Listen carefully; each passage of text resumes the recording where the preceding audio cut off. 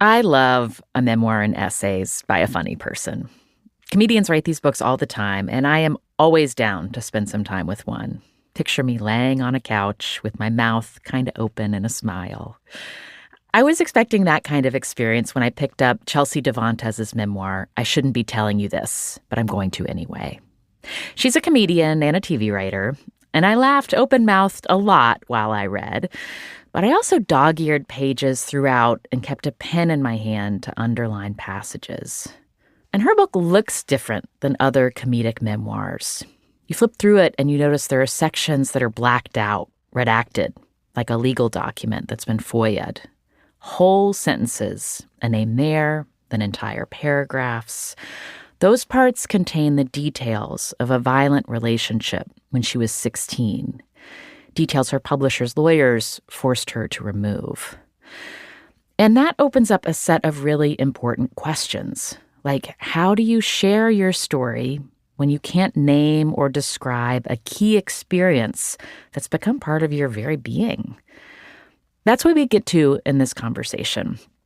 And also how a diagnosis of complex PTSD snapped some of Chelsea's puzzling personality traits into place, and how she developed more understanding of how she fits into her family, one that didn't always have enough money, with different marriages and divorces and new hometowns and different last names. And before we get going, I also want to remind you that we are working on an episode about how people have been affected by the first weeks of the Trump administration, people who rely on government funding and government workers.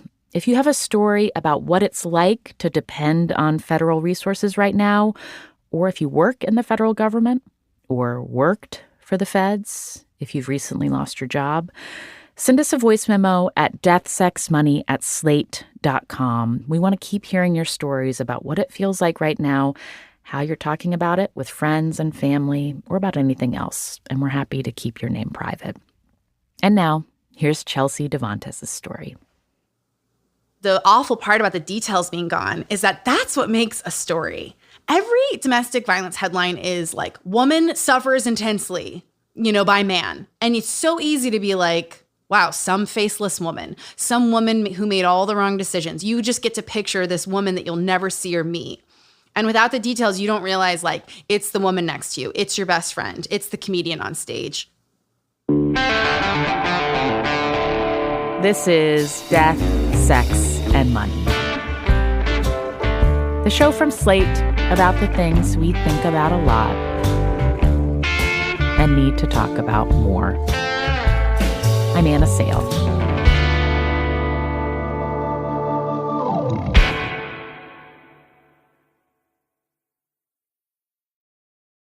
Get the Angel Reese special at McDonald's now.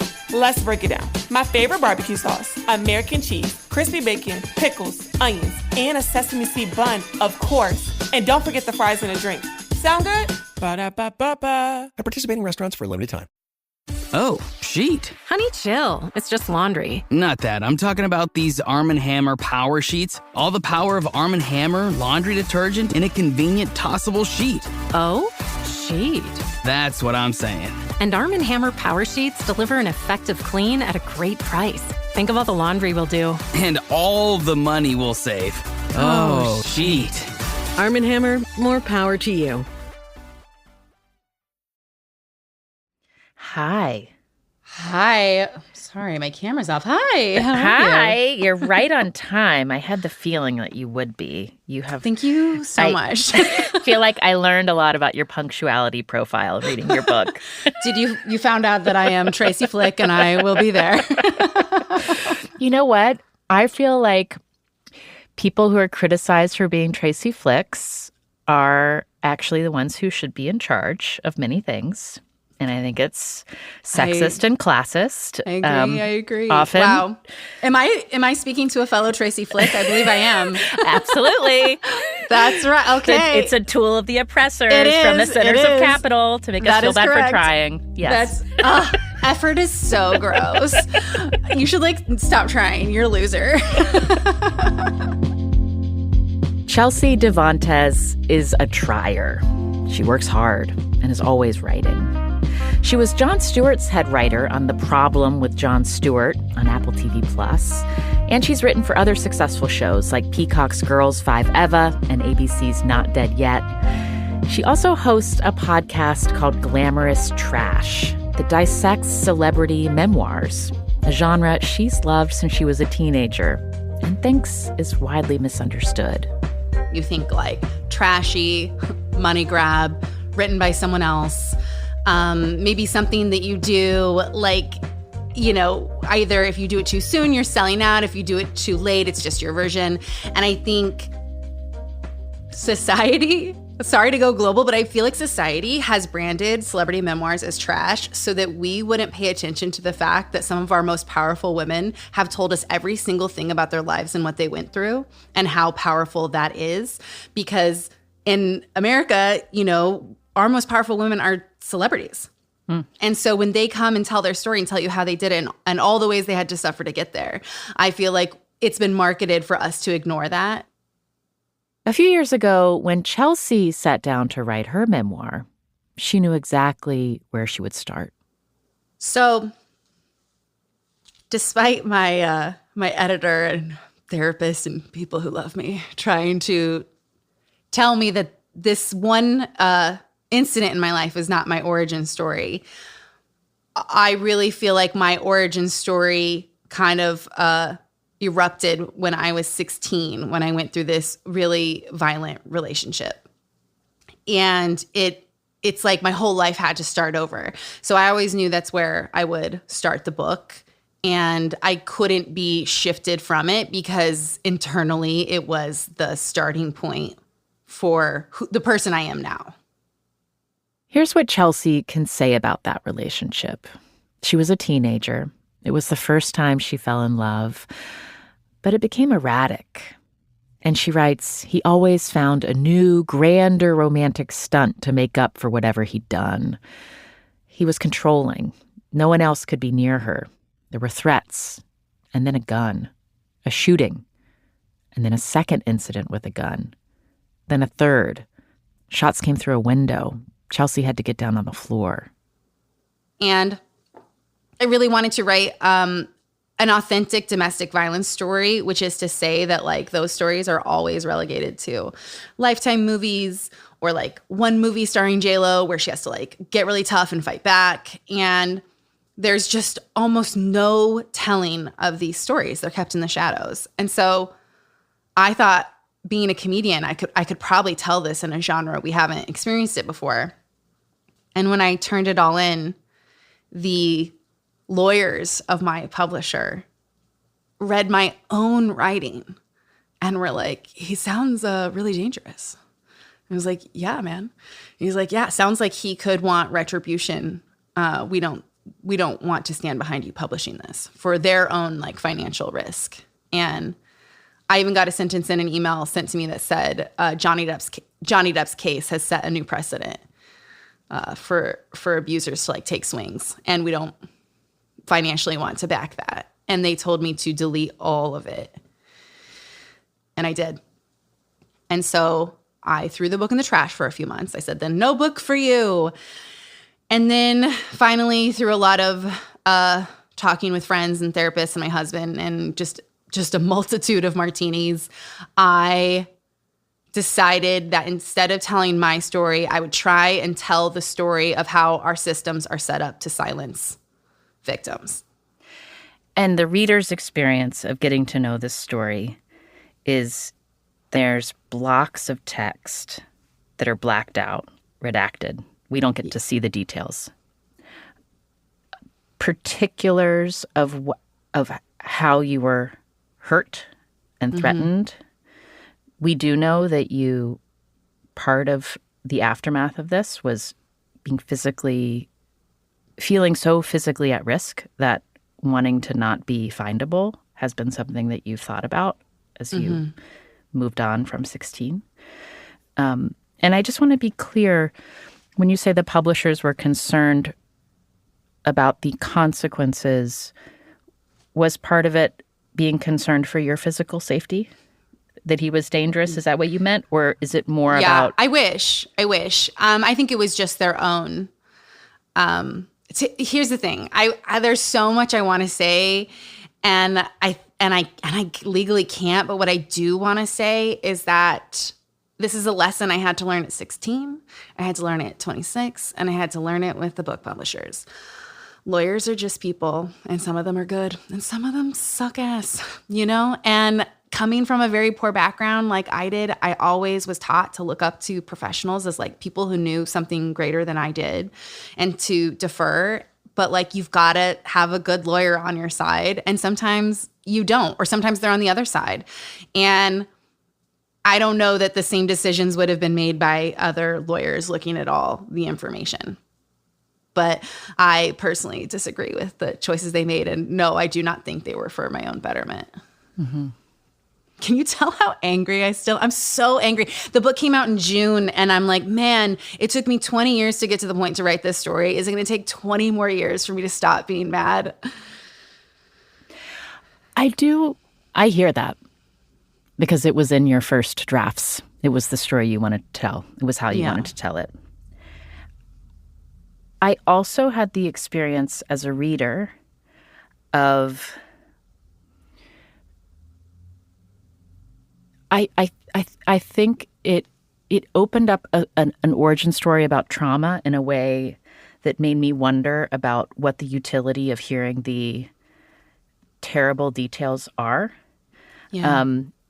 Because in taking out the details so I can't picture them, it takes away the dead woman's body at the center of a true crime story kind of thing. Like it makes your story about saying something terrible happened to me, and I want the story actually to be what I did after. And I want, and then you also don't have to have a conversation with me on a podcast where you're again retelling all of the things that you detailed. You know what is so, I've only ever admitted this to my therapist and now to all your listeners, which is that I think an injustice happened. And yet when I blacked out the story, I also felt like intense relief that I wasn't going to have to relive it, because writing it was, trauma is so fascinating in that I feel like people still now think of it as like a feeling or like emotions. And when you really drill down into how it scientifically impacts and disrupts a human's brain, for me, that was a revelation. And I'm a writer professionally, so I write every day. It was wild to get to those specific chapters. And I know how fast my hands work. I know what thoughts feel like. And I got to those chapters, and it was harder to think of a word. My sentences were duller. I was less creative. It took me longer. Like, I could feel the way the brain shifted and was like, you are actually, like, now that we're here, your brain is like stunted in a way that trauma science proves over and over again, like all these impacts on the brain. And so to black it out and realize I wasn't going to have to shift into that part of my brain constantly on the book tour was really nice. And I even felt guilty that it felt so nice, because I was so mad at why it wasn't my choice. I think that's a big thing in trauma too. Like, when something is taken from you and it doesn't get to be your choice, it's horrific, versus if I had said, hey, you know what? This other part of the story is more important. I am choosing to not tell the details, and, Yeah. You write really kind of, I really get the origins of your version of complex PTSD. It's not, in your case, in your story, the way you tell us who you are and what made you you. It was this relationship and the way you were put in physical danger and threatened and harmed, and also other things. This is a big question. I'm ready. When you think about the parts of you and your personality that are also a consequence of complex PTSD, how do you describe the spectrum of things that you've noticed that you now understand as ways your brain and your body learn to try to protect you? Yeah. For so long, I was like, wow, I have the weirdest personality. What a wild personality I have here. And especially when I didn't have care, I was like, this really takes a toll sometimes. And later in therapy would watch my trauma therapist open up a graph and see my personality in a textbook. And I was like, oh my gosh.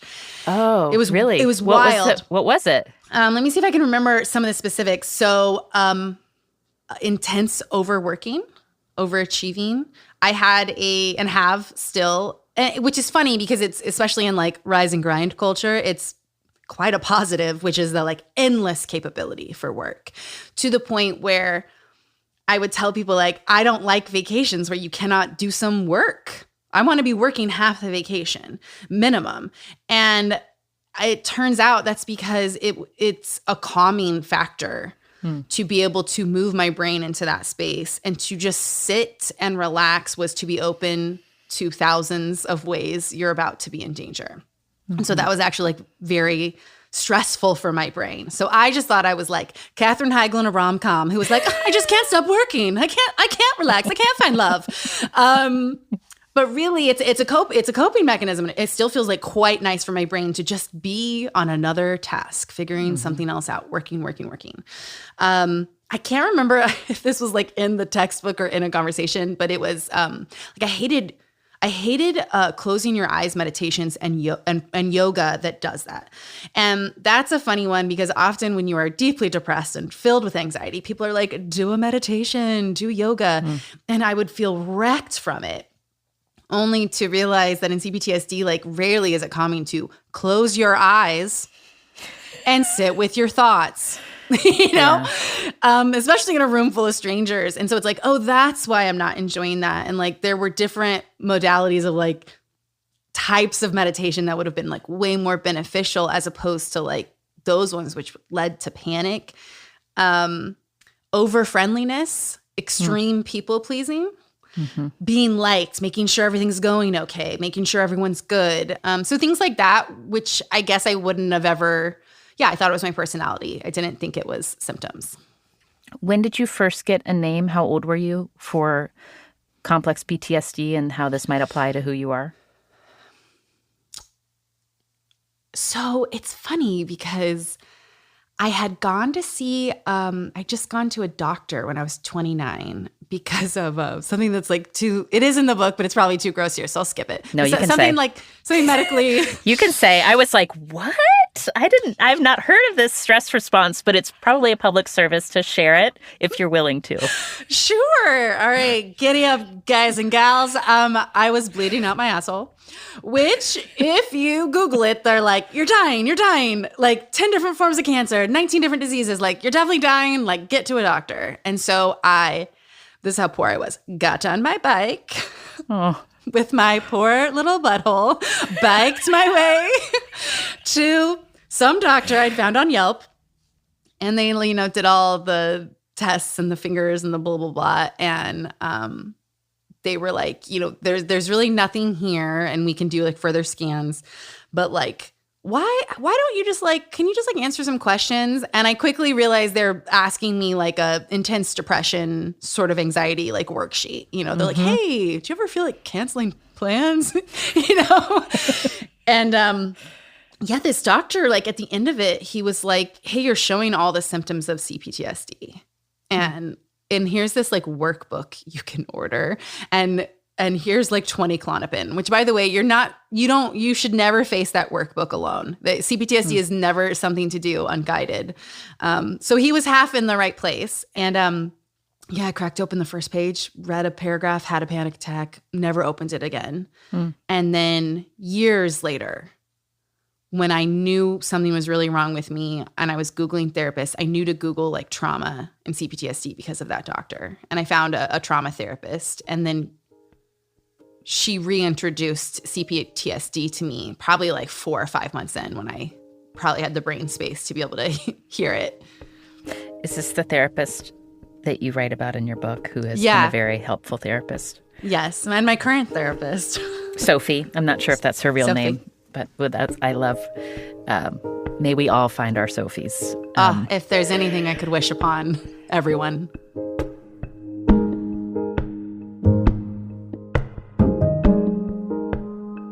Coming up, while writing and performing comedy always felt natural to Chelsea, she says finding her place in the comedy scene, that was hard.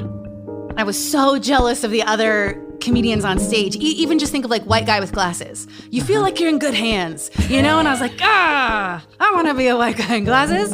And so, yeah, it was kind of incredible to like learn that and learn the tricks and ways you can like get an audience to like trust you and like you, and how long that took.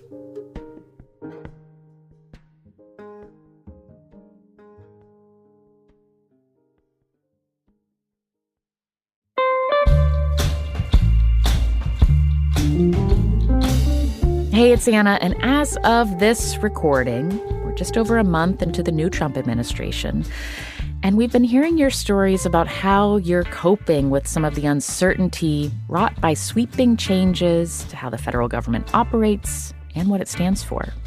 I'm an employee of an agency under the Department of Education, and day by day, things continue to get scarier and more uncertain.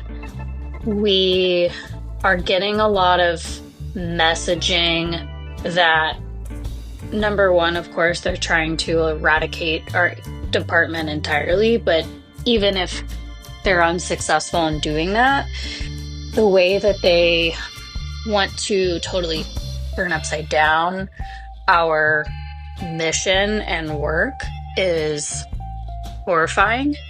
And it's this weird juxtaposition of I need to pay my bills, and at the same time, I don't want to be an agent that promulgates supremacy. We still want to hear from you if you're a federal worker who recently lost their job, resigned, or is still in the trenches. What are you thinking about right now? How are you talking about your experience to people who are not in your line of work? Does it feel like you're in a different reality? Or are you someone who depends on federal resources and you're not sure if or when they're going to show up? Send us a voice memo to deathsexmoney@slate.com and tell us about it. We're working on this episode over the next week. And if you, like me, are wishing that you could just sit around and learn some things from lawyers about what on earth is happening right now, our colleagues over at the legal review podcast Amicus are on it and doing a fantastic job. One episode I just listened to is called Long Live the King. And in it, host Dahlia Lithwick goes into the conservative legal theory that Trump is using to claim vast executive authority.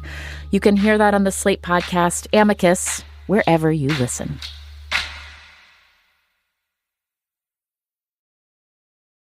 This episode is brought to you by Discover.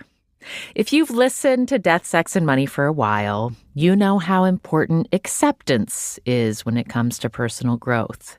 And you know who else is big on acceptance? Discover. You see, Discover is accepted at 99% of places that take credit cards nationwide. That's a whole lot of places and a whole lot of acceptance, which is great for Discover, but even better for you.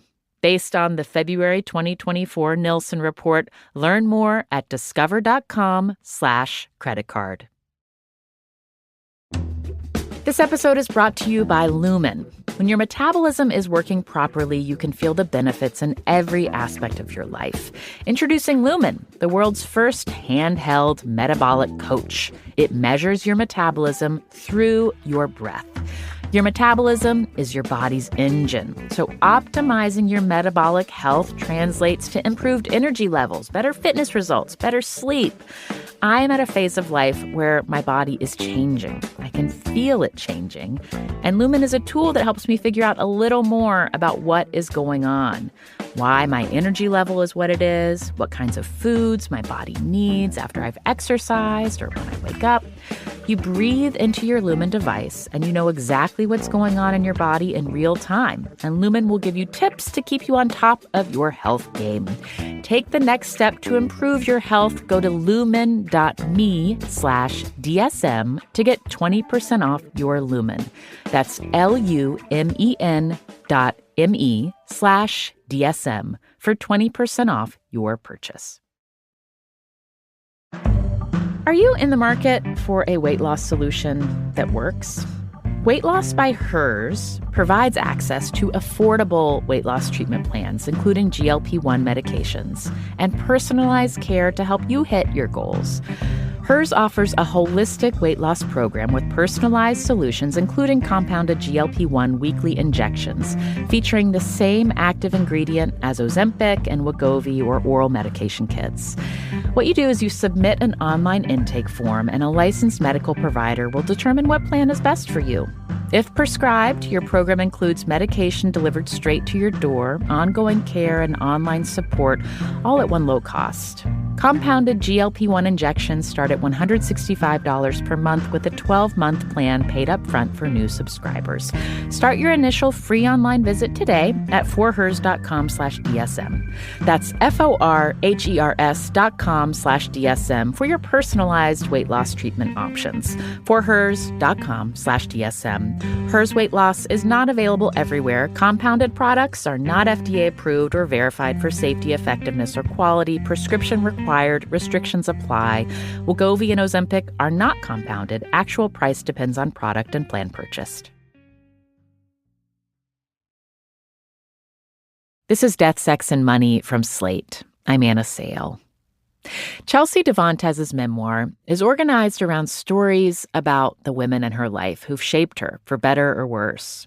Friendships, enemies, mentors, starting with her mother and her godmother, Grace. She writes, "It was more complicated than this, but when I was 13, my mom and my godmother essentially clasped hands and held on for dear life and divorced their alcoholic second husbands." Chelsea's mom and Grace set up a household together and moved around towns in the American West and Southwest, sometimes picking locations based on proximity to clothing-optional hot springs. They'd be so bored, they would put on cocktail dresses and wigs and and go pick up groceries. And my favorite story is that one time we were in the grocery store and they overheard a woman in town talking about how they were just drunks and sluts. And my godmother, Grace, marched over to her and said, "Thank you for noticing." Then we checked out. And I will say, as a 13 and 14-year-old girl, I was so embarrassed, no. But as I grew up, it's the most treasured memories I have. I so treasure how absolutely chaotic and unbridled and refusing to budge on their newfound freedom that they were. But, I was starting freshman year in this tiny, tiny town. There were 100 people in my class, and the kids would be like, "We heard your moms are lesbians." And I'd be like, "They're just good friends," No, I swear, they really love men too much. It's hurting us. And how did you make sense of that, flamboyant embrace of sexiness and being seen as kind of wild at the expense of practicality by the town? You are a teenager who, the way you've learned how to take care of yourself is by being super responsible, being liked, being non-threatening. What did you, when you're becoming a young woman, are there parts of that you sort of borrowed from, or are there parts of that you just defined yourself against? I think when I was a freshman, I marched into school with several of their teachings and just metaphorically got the shit kicked out of me. That was just, and I learned pretty quickly, nope, don't be, a loud, brazen woman. And I really rejected it. I think it also kind of coincided with this relationship of really not wanting that feminine sexual energy around me because it could lead to horrible things. And so I rejected it for much of my life, and definitely to my own detriment.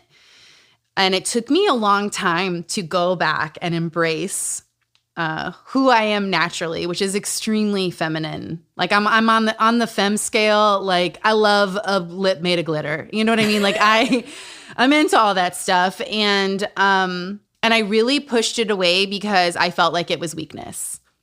I felt it all represented weakness and invited weakness into your life. And it took me a long time to harness the ways my mom, my godmother, drew power from it, and to do that in my own life and actually make those qualities very powerful. That feels like lifelong. That was lifelong work, especially in the comedy field where, you know, in my years, it was like, you got to like wear a dirty sweatshirt, be one of the guys. You got to hang with one of the guys. You got to do male humor. You can't. If you're feminine, you're stupid, you're weak, you're not as funny. And so to really fight against that and find my way out of that took a long time. And on stage, when you were learning how to perform and the different ways you could be funny, even on stage, would you sort of play up the ways you could be one of the guys? So I will say I did at first and did not find success. And I finally, I remember my very first, I performed 3 shows on the Second City main stage in Chicago, which is where you're going up 8 times a week and you write your own material, you improvise your material to even create the material. Like so much intense learning happens. And I could feel, and we talked about it, the curtain came up on the opening and there's 6 of us. There's always 6 of you in the cast. And I could feel how little the audience trusted me. Because I didn't fit certain comedic stereotypes that we've come to love. I was an untrustworthy one in a very short dress and like big hair. And I could time in the show, it takes 11 minutes for them to realize I'm going to make them laugh. Wow. And so it was what made them like you was I'm going to subvert what you think about me by what you've decided about who I am and whether I belong in comedy as a big-haired, sexy-dressed woman. Yeah. Who you might feel attracted to, but you're not going to or mad at. Or you know, like I want to talk with you about your fellow women performers during that time and also about the friendship that you write about in the book. And you guide me on this. There's a rupture. And you have been back in contact. But what was it like to get to, how important was it to have other women figuring out how to do that with you? Like figuring out you can time it and it's not that you're not funny. It's that there's these things that are happening where there's protections up and hurdles you have to jump over as a woman performer who looks like you do that other people don't. Yeah, I mean, extremely. I also, you know, from my childhood of watching these 2 women in violent relationships with no ways to escape in the 90s with actual divorce laws working against them, find their way out by holding hands and wearing cocktail dresses. It really encoded in me, if you need to do something impossible, find another woman who will do it with you. And it's kind of classic power in numbers. And I made it to that stage, I would say in huge part because I found a very vivacious, incredible, powerful, very funny, very talented best friend who I forced into codependence with me. That's another CPTSD red flag. Oh, intense codependence. And we performed together. We did 2 women shows together. We worked on a cruise ship together. Like we did everything together. And I truly felt my best when I was standing in her shadow. She had a lot of qualities I didn't. Like she didn't care what people thought. And I really was a people-pleasing, just a people-pleasing whirling dervish. And so it was so nice to like get a break from that if I like was with her, you know, and I had a lot of qualities she didn't have. And we both got onto that stage together. And when you were in that intense period of friendship and creative collaborating, like you're not just, as you say, codependent friends, intensely codependent friends, you're also trying to make it in the exact same field, doing the exact same things on the exact same stages. And that, like, how did you think about it, and how much did you openly talk about that you're both trying to support each other as you're making your dreams come true, and also that it's a cutthroat industry where it can be competitive? Such a good question because it was definitively our downfall. And I know the hardest thing about a best friendship breakup is that it's so important to have the other person's side, and all I can really share is mine because I know she felt wildly different. But I always felt that I didn't want to do it alone. My dream of dreams was to be sitting on the late night couch with her. I didn't want just me. I didn't have that like interest. Like, and it's just me. And I wanted that twosome. It's where I felt strongest, where I felt safest. I loved it. And I also felt like it's power in numbers for safety. It's also power in numbers for power. Like two women holding hands, refusing to let go, being incredible. Like it's a powerful thing. And especially yes, now also think back to 2013. It's sort of, you equal one dude. You know what I mean? They're like, all right, let's give these two gals a show. And so I really wanted that. And I think for her, the comparison was a lot more painful. I think it bled into other areas of life outside of comedy. She had values of like wanting romantic relationships and wanting a family and wanting certain things that I was like, could care less, been burned, no thanks. Like, and so I think she did have, I think when you get into, I was the workhorse. I did so much of the work. And I was relentless. I wouldn't stop. I couldn't stop. My brain couldn't stop because of the CBTSD we talked about earlier. I was just going and going and going. And so I think I took up maybe a lot of the space, maybe too much of the space for her to feel like validation, and then sought it out solo, which is what she ended up doing. We got a TV show from Chicago when we were children. I don't know how to impart how absolutely impossible this is to do. I mean, impossible. I can't believe it happened. I still get sad and mad about it. And she walked out of the deal when an agent convinced her she would be more successful alone and without me. And she listened. And I know she regrets it now. And that guy, what is a real estate agent? He's not even an agent anymore. Of course he's not. He was a loser. He was the villain in the movie who goes, hey, gal, I think you'll be more successful over here. Whoops, I'm stupid. I quit. But he destroyed our friendship in the process, and we didn't speak for many years. And I wrote it all down in the book. And you were very close. You worked together and were very close. It was about 10 years. Is that right? Yeah, we lived together. We were roommates until she had the sense to move out because she knew about a little thing called boundaries that I did not. I was devastated. But yeah, she moved out. But we lived together at times, and we did everything together. In some ways, I was in a relationship in my 20s where I got married. It wasn't a professional relationship, but I was married. Got together when I was in my early 20s, and we were together for about 10 years and ended up divorcing when what we wanted separated. Wow. Wasn't on the same track. Yeah. I had a set of rituals to go through. I had a language and a vocabulary to talk about that loss. There were sort of ideas about, having a tram page, like, you get to do. Yeah.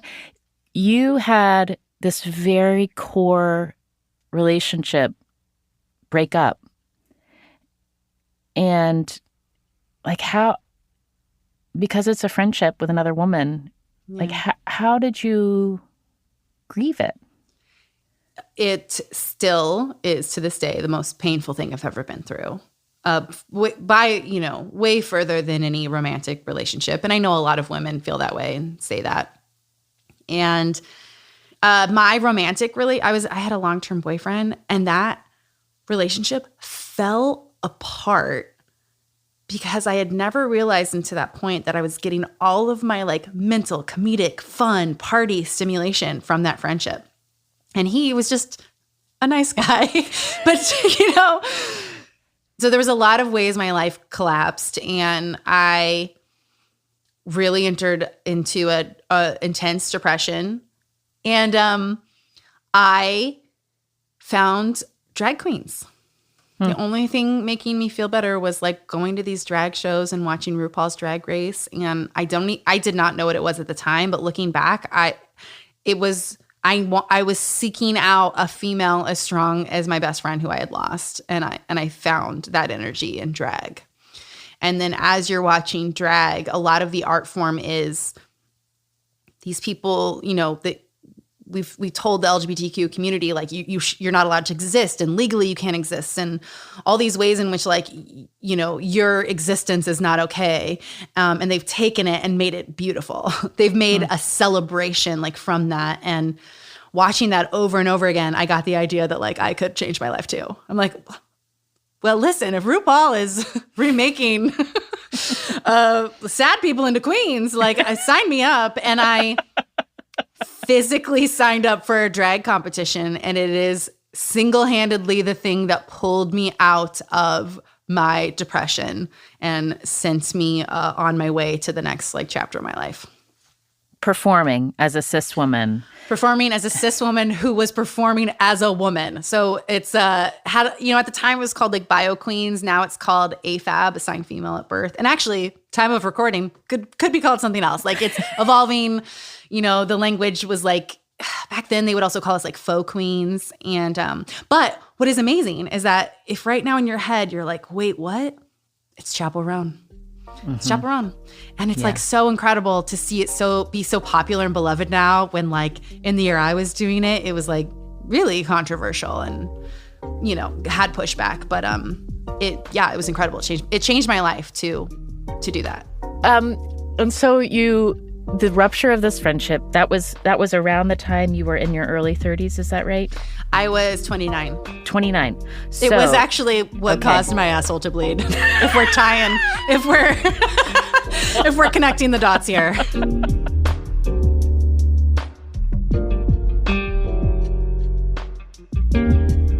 Coming up, Chelsea is pushed to reveal a skeleton she's been hiding in her closet. She started these rumors about me where she got really lucky and tapped on the most painful personal family secret that I had been holding.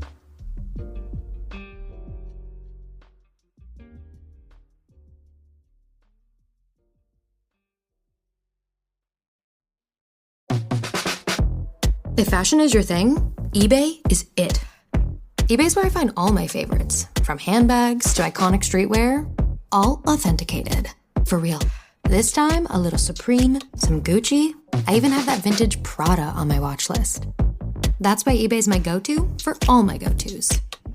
Yeah, eBay, the place for new, pre-loved, vintage, and rare fashion. eBay, things people love. This new year, why not let Audible expand your life by listening? Explore over 1 million audiobooks, podcasts, and exclusive Audible originals that'll inspire and motivate you. I've been using the Audible app on family road trips. It's been fun to find things that appeal to all of us, parents and elementary-age kids. I've got 2 recommendations. First, The Wonder of Stevie, the Audible Originals podcast series about Stevie Wonder's incomparable run of creative output in the 1970s. It's really well made and an important cultural literacy education for my kids. The music is so good. And recommendation 2, Hatchet, a young adult novel by Gary Paulson about a boy trying to survive in the wilderness.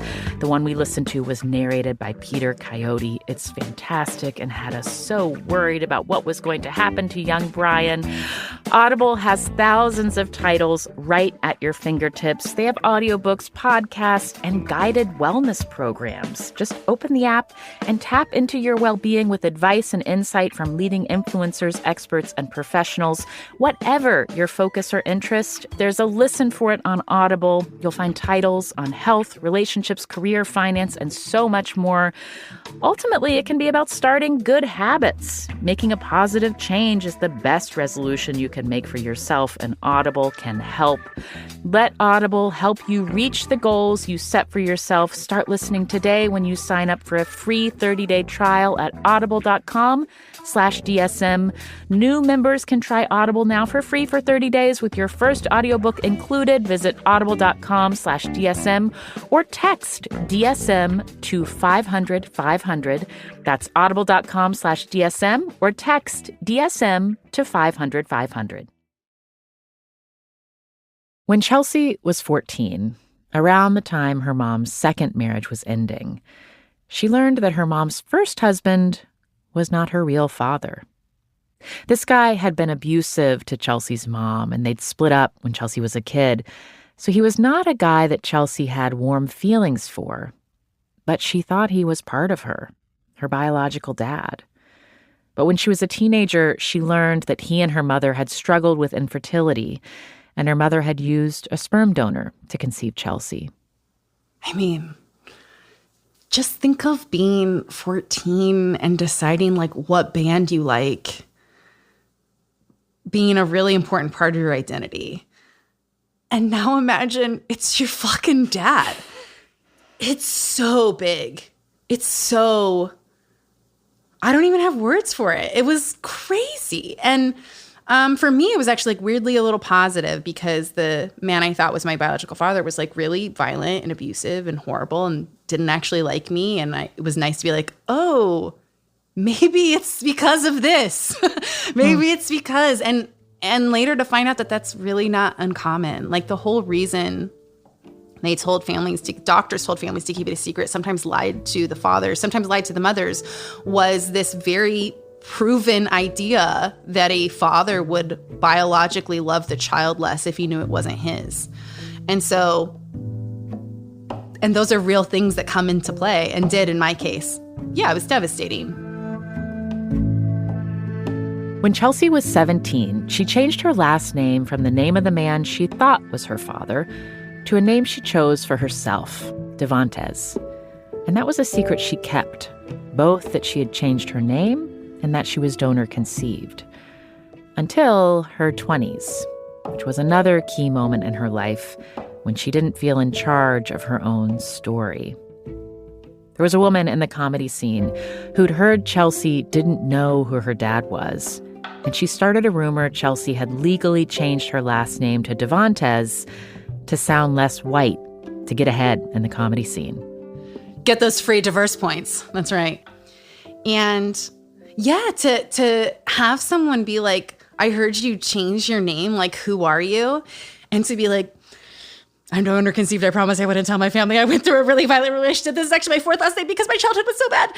When you have been cosplaying as a nice, normal lady for survival, I'll never, ever forgive her for it. Ever. I actively believe in grudges.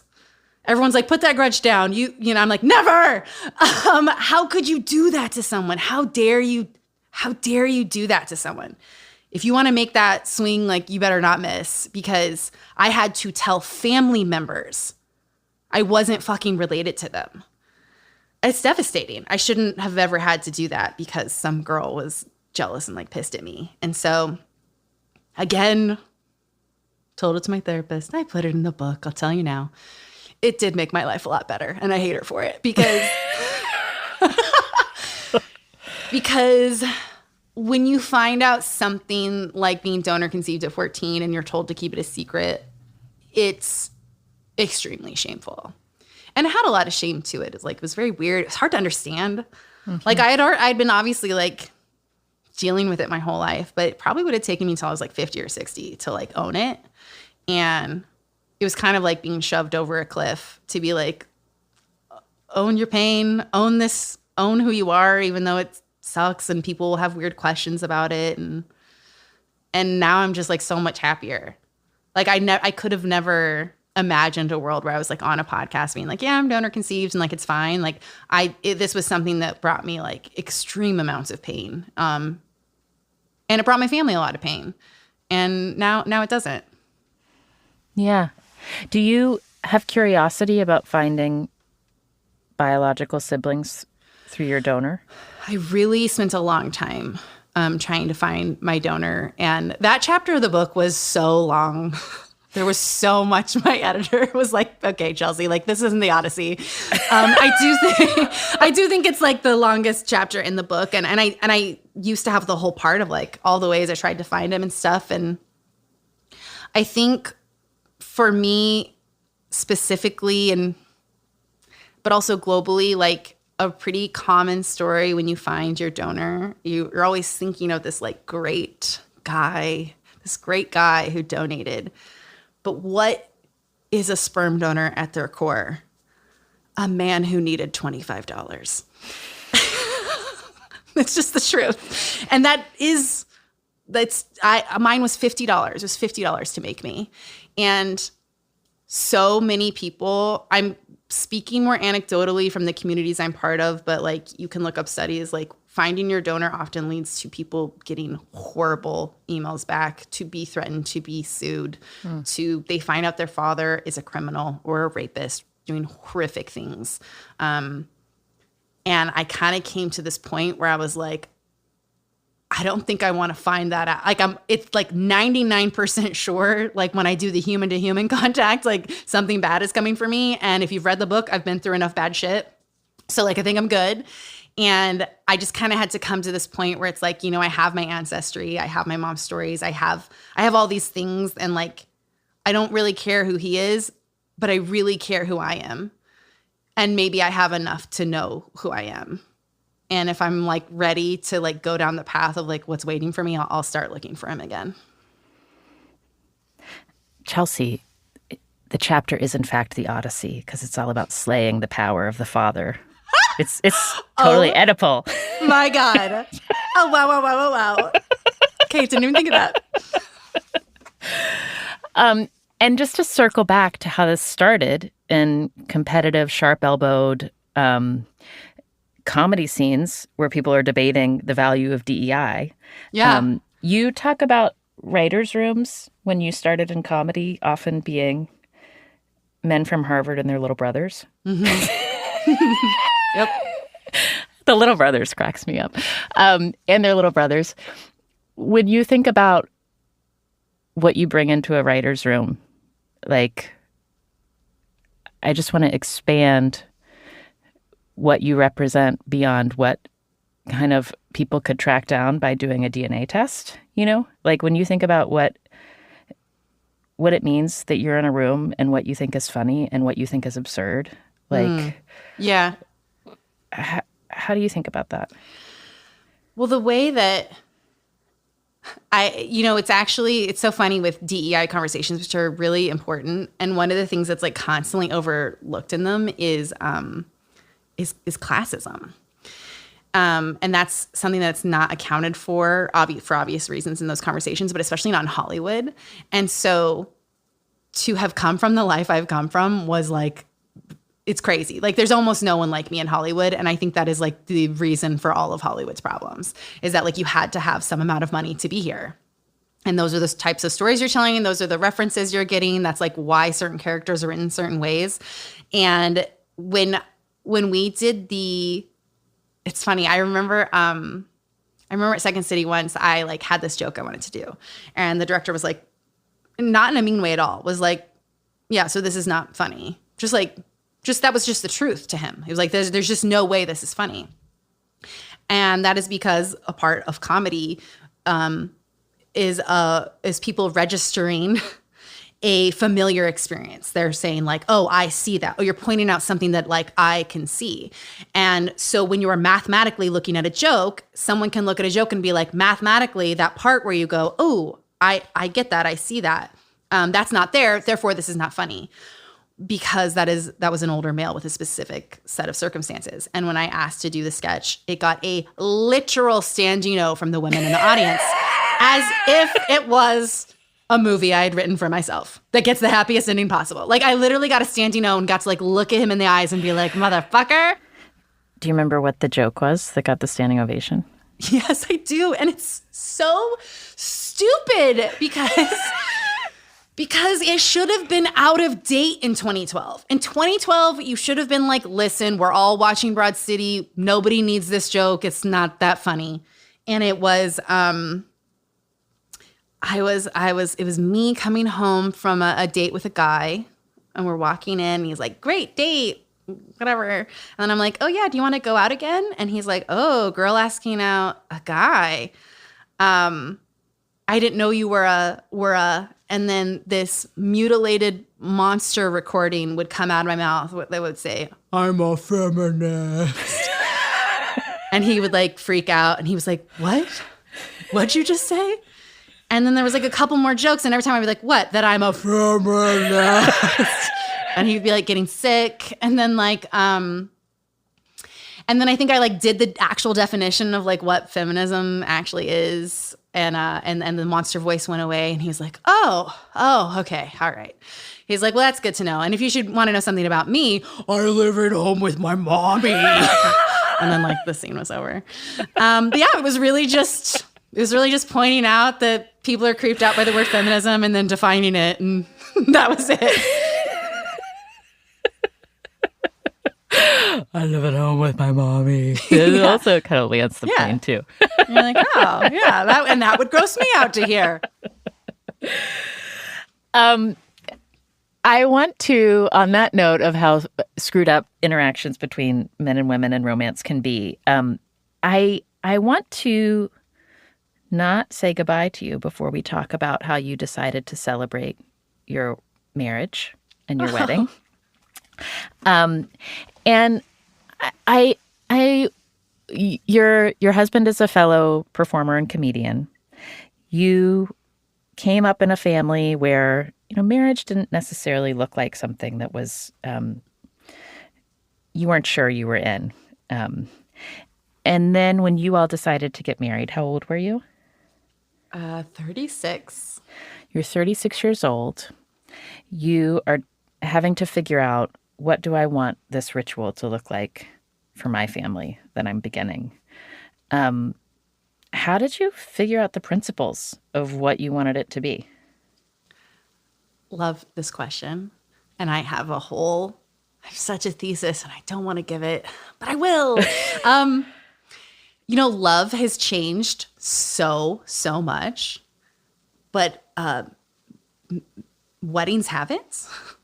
So it was so fun and so incredible to take this box and see how and if we fit into it and break it and remake it when we encountered parts of weddings that like did not fit us, because we both came from single moms. Like we both did not come from, a long lineage of marriages. And so it was amazing. And I think also coming from a performer, director, like producer background, I was like, I'm going to produce the shit out of this.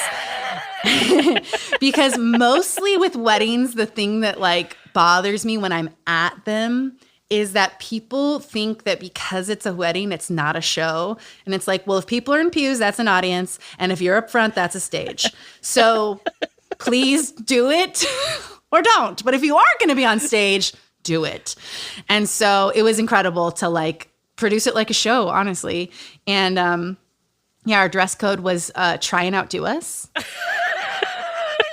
And knowing my husband and I and how wild we dress, people knew we meant it and they knew what that meant.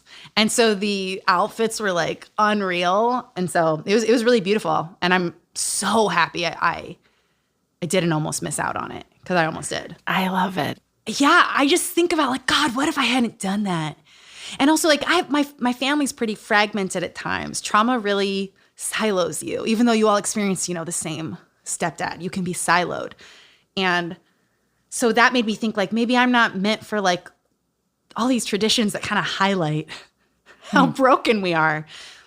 And instead they like brought us together. And like the night before the wedding, I jumped in this hotel pool in a different wedding dress I was wearing, because I was like, and then it was a women's only party, and somehow my two brothers, we all have different dads, they were walking through the hotel and saw me, and next thing I know, they're jumping in the pool with me, and then my mom is jumping in the pool. Now security's on their way over, but in that moment, I'm like, oh my God, we lived through a nightmare together, and sometimes apart. And now we were in a hotel pool in fancy clothes. What if I hadn't had a wedding and like gotten that memory, So yeah, I really think like it is always worth it to celebrate a moment. You gotta celebrate these hard-won things. That's how I feel.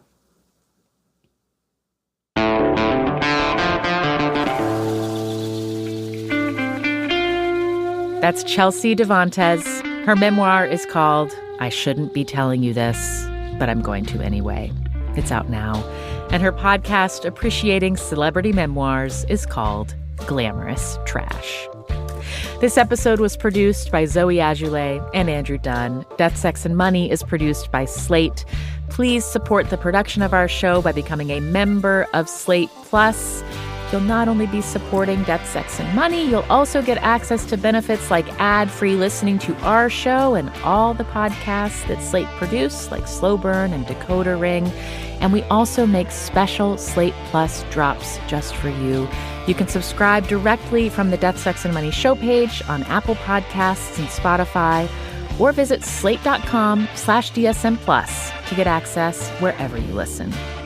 Cameron Drews is also on the Death, Sex, and Money team. Daisy Rosario is our senior supervising producer at Slate. Hillary Fry is Slate's editor-in-chief. Our theme music is by the Reverend John DeLure and Steve Lewis. If you're new to our show, welcome. We're glad you're here. Find us on Instagram at DeathSexMoney, and you can subscribe to my weekly newsletter at annasale.substack.com. And you can reach us anytime with voice memos, pep talks, questions, or critiques at our email address, deathsexmoney@slate.com. We love hearing from you. Chelsea told me that when she was growing up, she said her mother favored crystals and tarot cards over most Western medicine. And Chelsea's left some of that woo-woo practice behind, but still embraces some of her mother's other teachings. My mom actually taught me this. It's called a prayer, and the prayer goes whenever you're like in a horrible situation. Let's say with like a coworker you don't like or something. You think, I love you, thank you, please forgive me. And then there's a fourth one, and my mom couldn't remember what it was. She's like, there's a fourth one, there's a fourth one. Fuck you. I love you. Thank you. Please forgive me, and fuck you. I'm Anna Sale, and this is Death, Sex, and Money from Slate.